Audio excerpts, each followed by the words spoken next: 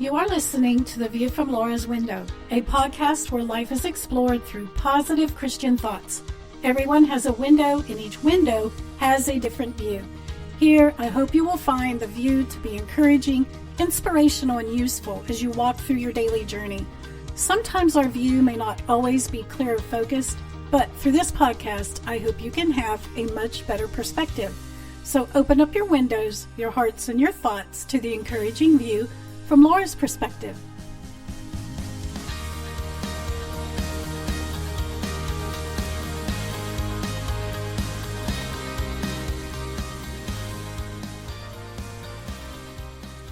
Well, hello everyone, and welcome back to the podcast. I am Laura, your host, and I am so glad that you are here today.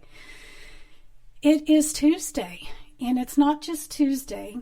This is also my very first episode of Tuesday's Talk, and this is where I will be joined with a guest, and we will discuss anything from the easy, light-hearted topics to asking the deep questions that make us vulnerable. Whichever direction we will go, our hope is to encourage and inspire each other and you as the listener, while putting God in the heart of all the words. So today is episode number 53 and the first of Tuesday's Talk. My guest today is author Anna Hillmore, who wrote the book, Are You Ready? Choosing a Deeper Relationship with God. Anna grew up in rural East Tennessee, and she was the seventh child in a family of 8. She was raised in church from the time she was a toddler, and she accepted Christ as a child and was always active in church. But the activity of church did not meet her deepest heart need, and it wasn't until she was an adult, a wife, and a parent that she began to truly be discipled and to understand what it meant to have a personal, intimate relationship with God. And today, her desire is to share with others in the hopes that they will, too, come to the understanding of this amazing opportunity to be in the relationship with the God of the universe. So I am just so excited, and I don't want to wait any longer. So let's just dive in. Hey, Anna. Hey, Laura. Can you hear me okay? I'm hearing you well. All right. Well, thank you again for coming on and being my first guest and talking to me on this special episode that I've started on Tuesday's Talk. I'm excited. I'm nervous, but I'm excited. So I shared a little bit of an introduction with what you had written on the back of your book, but could you tell us a little bit more about yourself, like your hobbies, your interests, your profession? And, you know, I read that you were you were one of a family of 8. What was that like growing up with 8 in your family? Well, that's interesting. It's kind of like a small town in and of itself, right? Being the 7th child of 8, actually, I don't remember a whole lot of us all being at home. By the time I was old enough to remember much about home life, my sisters had all left the house. There were 3 sisters, then 3 brothers, and then myself, and then my younger brother. We were all 3 years apart until my younger brother came along, and he's about 8 years younger than I am. So being the baby, my oldest brother tells me I was really spoiled. So I don't remember much about that, except that I got to play a lot, and I got to be home with my mom when I was little by myself, and would try to help her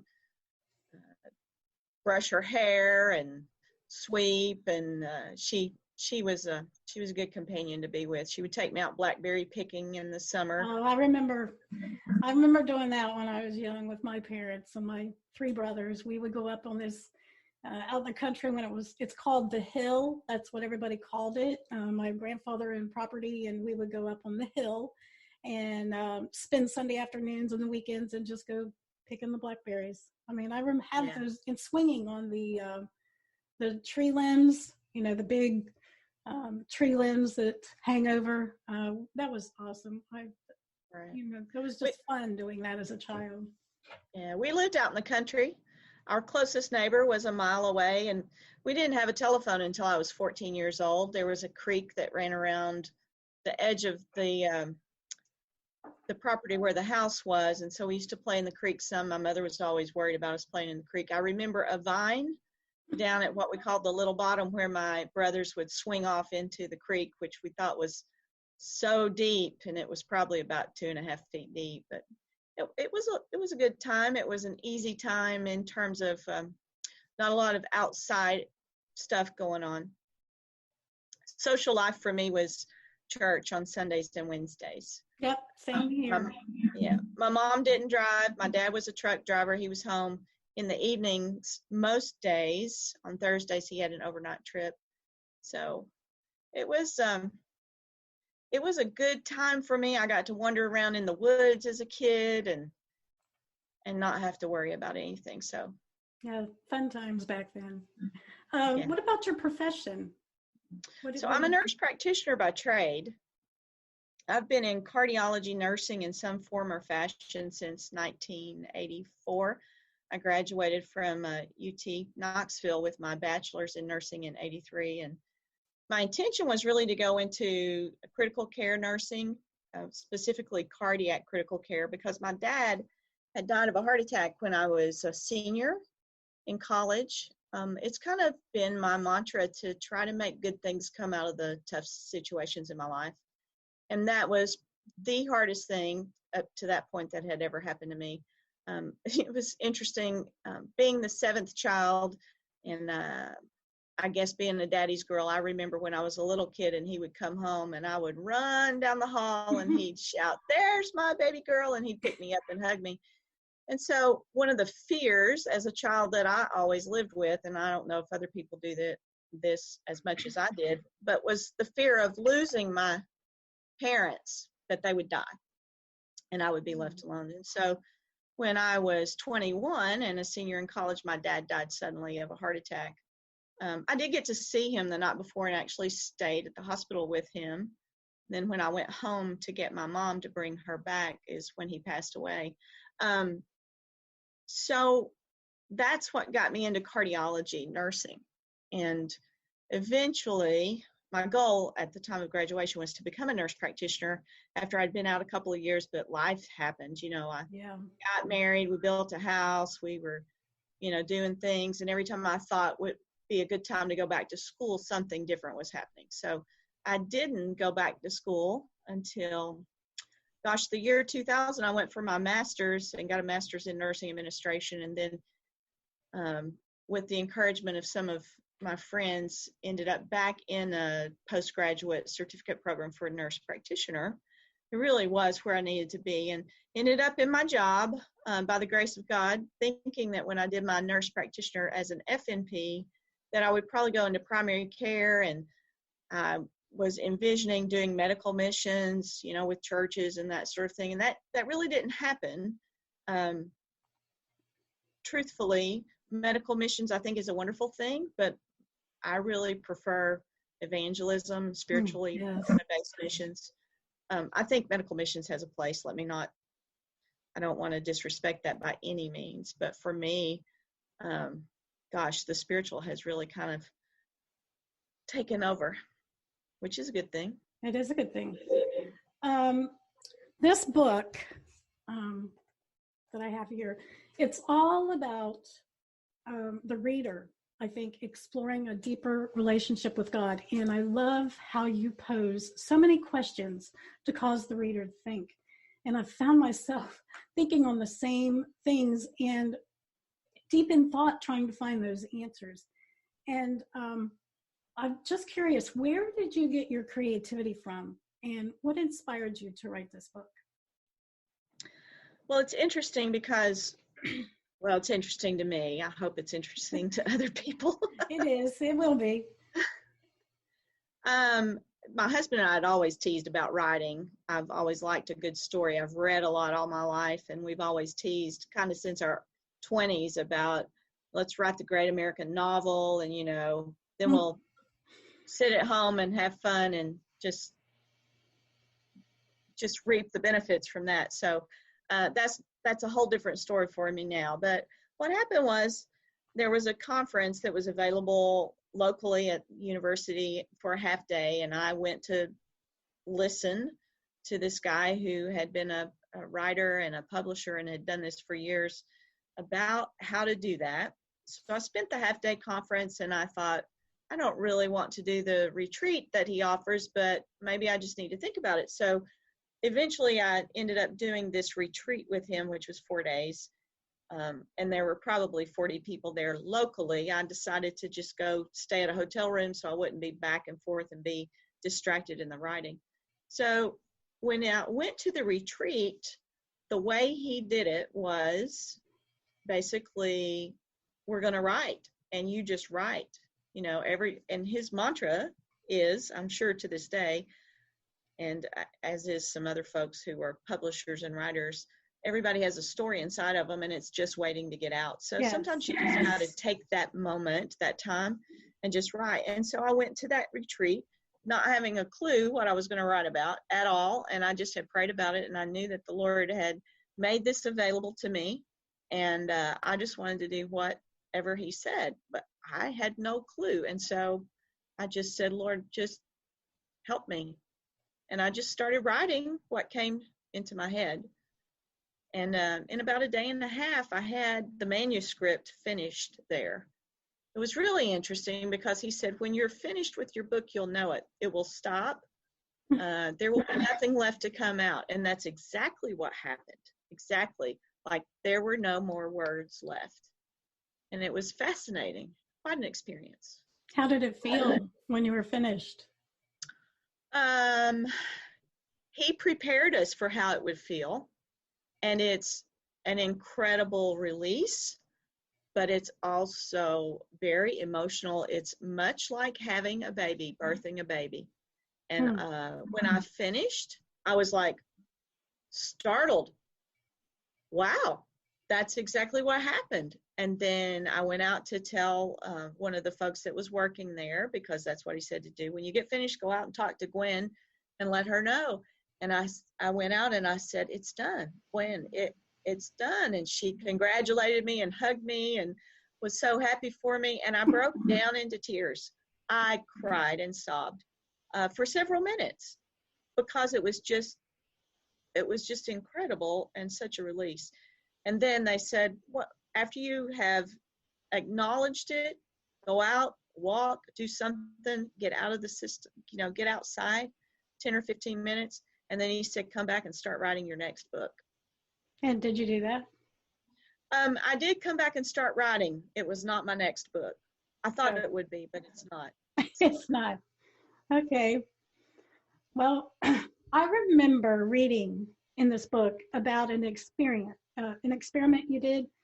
Can you share with us what that experiment was and why did you do it and what did you learn from it? Well, it was an interesting time in my life, and I was dealing with my children who were saying, Mom, when your resting face is kind of mean. That's not how they said it. But I recognize that when I am still, and especially if I'm thinking, I can have a pretty mean look on my face. And when I would be out at the store or whatever, I would be pretty focused. And I thought, I'm walking into the stores and I have this look that's probably not at all nice. And I was also dealing with the idea that God wanted us to be his representative. And how can we show him to the world if we're not kind of attending to it? And so what I did was I thought one day, I'm just going to smile at everybody I see, and I'm just going to be happy. And so I did. So I started, I would just smile and say, sometimes I would say good morning or how are you or, something. And I just observed through the entire day how things changed. People began to smile back at me. People began to engage. People began to open up like they might start a conversation. And that's where it all started. And I thought, okay, so if I am a child of God, if I'm a representative of Jesus, I really need to be walking about with him in mind.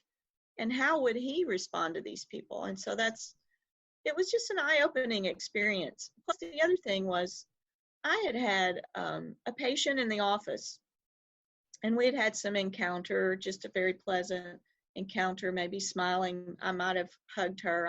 I don't really recall the details. But what I do remember is this. She said, no one touches me. No one smiles. No one is nice to me. I mean, and I thought, I see her once. I don't even know if I see her anymore. I can't remember exactly who she is. I may see her once every 6 months or once a year. And this is the only positive reinforcement or the positive contact that she has. So I thought that it was important for me to try to have some positive influence in the world, because it changed her attitude that day. It changed her day. So that's where it went. Well, that's kind of similar when I used to teach, and I had the pre-K class, Head Start, and you never know where these children are coming from. You never know where their backgrounds, what their home life is like. So every morning I made sure that I greeted them with a hug, and every evening when they said goodbye, I gave them another hug and told them I loved them, because you don't know, if you just take for granted that everybody hears that and feels it and experiences it. Not everybody does. So I completely understand where you're coming from on that one.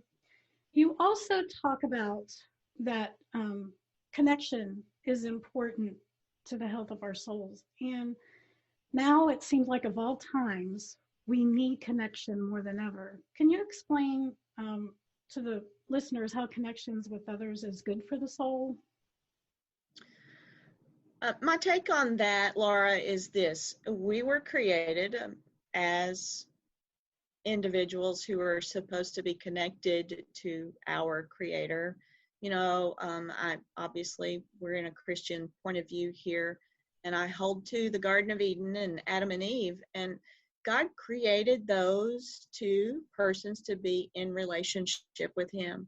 Yes. And he created them to be in relationship with each other, in relationship with him. And once the fall came, then there was this distance and this emptiness that we continue to try to fill with whatever, whether it's food, sex, smoking, drugs, alcohol.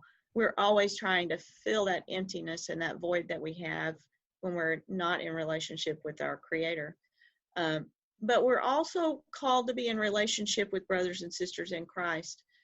And I hear that in the New Testament, where it says, don't forsake the assembling of yourselves together, as the manner of some is, but continue together, I'm paraphrasing now, exhorting one another. Yes. Especially as you see the day approaching. So we're to get together to uplift and encourage and help each other. And here's the other piece of it. I just want to point out, when we are in isolation, and my stress response, like if I am stressed, I just want to run away. I'll just be honest. I don't know what anybody else's is. I want to run away, like get away. I just be by myself. And it's when we're in isolation, I think that Satan has a heyday with us. And he convinces us that we are alone and that nobody understands and nobody cares and, we're unimportant. There's just so much that can happen when we're isolated. So I think it's very important for us to have healthy relationships with our brothers and sisters in Christ. And we're encouraging each other to be better persons, to be closer with the Lord, and to continue to develop that relationship. We're never going to be perfect, not on this world, and we're going to have times when we stumble. But I just think, one, we're created as relational beings, and two, when we're not in relationship, we're at risk. Does that make sense? Yes. What do you think of everything that's going on right now? Like, I don't know. I see the commercials on TV. They're changing. People are doing online church. People are connecting. What do you think of that? Do you think that this will continue after this whole coronavirus is over? What I think is that it really speaks to the resilience of the human being. Mm-hmm. And it speaks to the resilience of the human spirit. And I hope that people stay connected. I don't think that this is the end of church as we know it or the gatherings. But I think there is an awakening spiritually of a need and a loss of the shyness or the concern about sharing your faith. People aren't so concerned about that right now. Right. And a lot of people want people to pray for them. They want to know that they're in community and that they're having that support. And honestly, I don't watch TV, so I don't see much of anything that goes on. Yeah. The place that I see most social stuff is on Facebook, and I really try to avoid things that are terribly negative, not because I want to be an ostrich, but because I want to be careful what I put in my head. Right. Yeah, I understand that too. I usually don't watch TV at all during the day, not until my husband gets home from work, and then we'll watch a little bit of it in the evening. So I find that, I'm changing too throughout this whole process that we're going through. Let me grab your book. I wanted to, I think it was in chapter 4.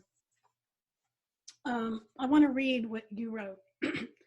Let's see, there's a section here and it says, I cannot begin to explain the why of many circumstances, yet we as humans always look for a reason. We don't seem to be satisfied without one. And it seems like today, with all the anxiety and uncertainty that people are feeling, what can you say? What can we say to those people that are looking for a why? And there's just really, I don't know, sometimes you just, like you say, you don't have an answer. What do you say to that?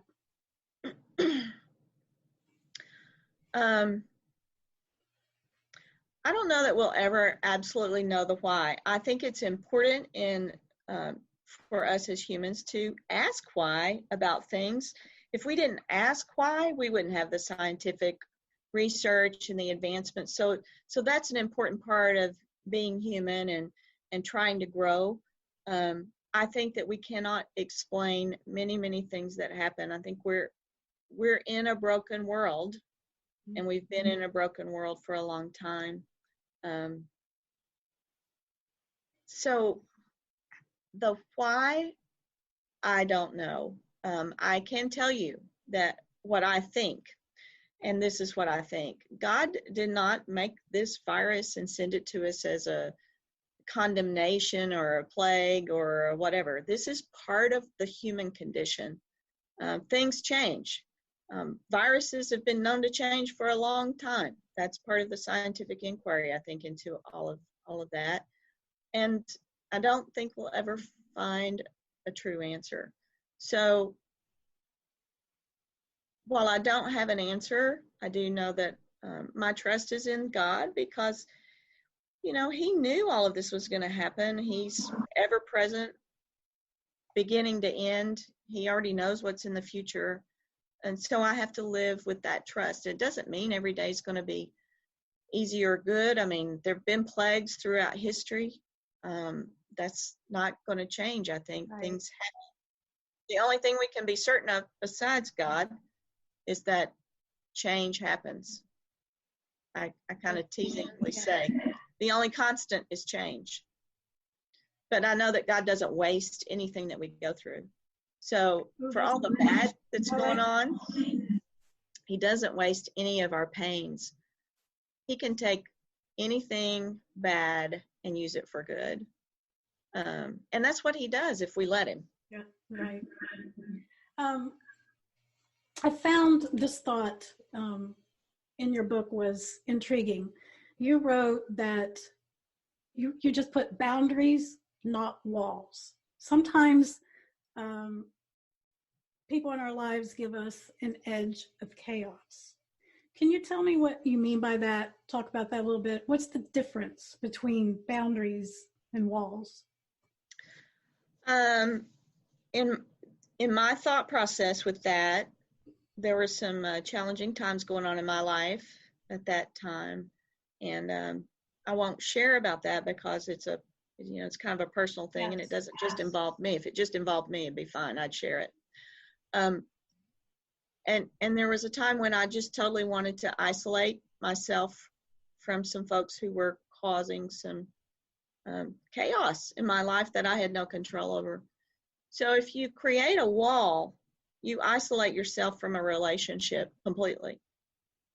And that's um,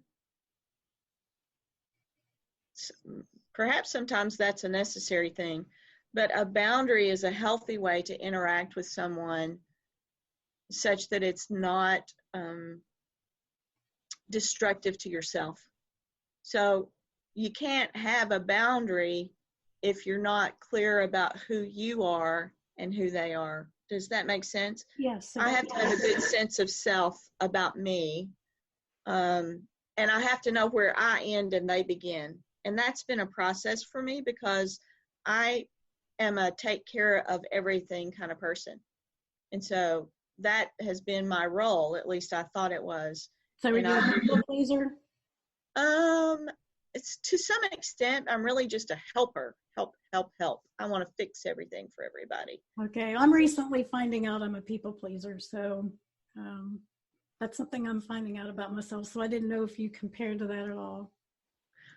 I have been in the past. I think the deeper I got into it, the more I found, I don't know if you're familiar with Enneagram, but I'm an Enneagram 2, which is the helper.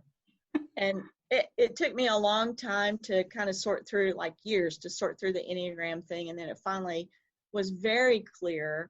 And I could remember some things from my childhood that made me obviously show who I was in all of that. So as a helper and as a people pleaser, we have a tendency to potentially be in codependent relationships, right? Which are not healthy. And so part of that is identifying who I am and what's a clear boundary so that I don't feel like I'm responsible for everybody else's stuff. It's really theirs. And that's the hardest part to do, is to give their stuff back to them. Does that make any sense? So what's the difference between a boundary and a wall? Like, is there a difference between a boundary and a wall? I think if I were creating a wall with someone, I would totally get them out of my life. Okay. Like they would be, like I would not even interact with that person. I would just totally remove them from your life. Yes. As much as right. you can. Okay. Right. I get it. That makes sense. Does that make sense? It does. And sometimes you have to do that to have healthy relationships with people. Because like you said before, sometimes it's not healthy to, continue a relationship with somebody that is bringing you down. You have to have those boundaries. So, right. This one I cannot leave out. I love the statement when you say you're not just a window dressing in the kingdom of God. Can we talk about that a little bit? I think many of us feel that we don't have a purpose, or for whatever reason, we can't see what our purpose is. Can you share a little bit with us, including myself, what you mean by that? Those that have felt this way, what do you mean by that? You're not just a window dressing in the kingdom of God. Well, I may have been thinking about it at the time. It's been a little bit since I wrote it. So I wonder if one of the things I was thinking about was people who, accept Christ and just, that's it. And they just accept Christ, or they go to church and that's it. They've got a relationship, but nothing grows past that.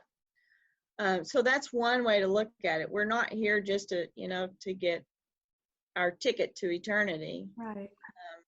But the other side of that you brought up is that all of us have purpose. And even in our day-to-day interactions, like the smile in the grocery store, you have no idea how that will go on to change whatever's going on in that person's life. So I was having this discussion with my daughter a few years ago. She's now almost 18, but she challenges me to think. She's a deep thinker. And I was thinking about the fact that not everybody is going to be a Billy Graham, a Chuck Swindoll, a Beth Moore. We're not all going to be people who apparently, Stephen Furtick, people who seem to be changing the entire world. Yes. As we know it. But each of us has a purpose. Psalm 139 says he knew us from the time he formed us. Actually, before he formed us in his mother's womb. God has known each of us and what he has planned for us since before the beginning of time. And he knew every day of our lives. So I have to walk in that. And sometimes my purpose is, my most important ministry has been in my home. Those are the people that I'm in contact with most of all. And if there is something past that, that's well and good as the Lord reveals it, but we have a purpose. And if nothing else, our purpose on earth is to point people toward him and to glorify him. So how can we do that? Right. If we don't become our best selves? That's good. I truly agree with that. Can you real quick tell us what you're working on now, another book, and where can we find you, and where can, like on all the social media, where can we find you, and where can we find your book? So my book that's coming up is just in the process, just completed the manuscript. It's called Quiet Contemplation, 31 Days to Reignite Your Faith, which came to me on a drive when I was having a discussion with the Lord. And the purpose behind that is because I think there are times when we have all fallen away, regardless of how on fire we've been for the Lord, that there are times when we're just pretty dull and we're not excited at all, and we're just living life. And so for me, it was, how do we reignite our faith and get back on that path? That's in publication, or in the process of being published. So I don't have a website for that at this point. My other book is at annahillmore.com. annahillmore.com. I am on Facebook at Anna Hill Moore, author. I don't have an Instagram yet for my author page. Okay. So We'll be looking for it, though. Thank you. I truly appreciate you coming on today and being my first guest. Thank you so much. And I have really enjoyed this. Can we do this again? Can you come back sometime? Sure. All right. This is good. Sounds good. Thanks, Laura, for having me so much. You. I appreciate it. Have a good day. You too. Bye-bye. Bye.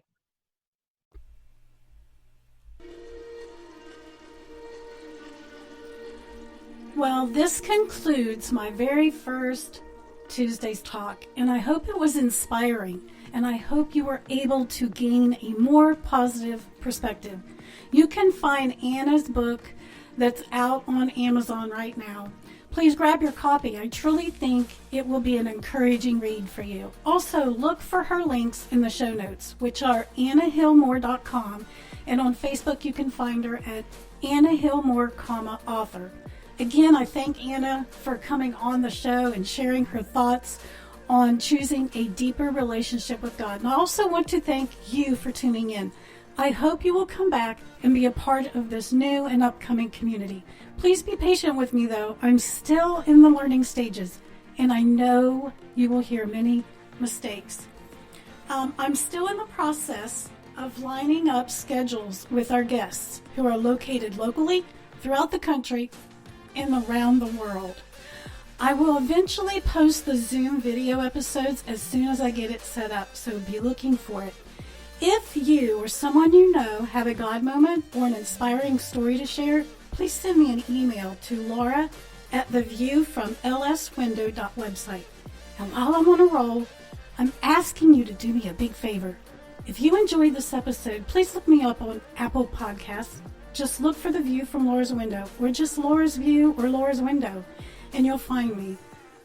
While you're there, pop me a 5-star rating and a written review.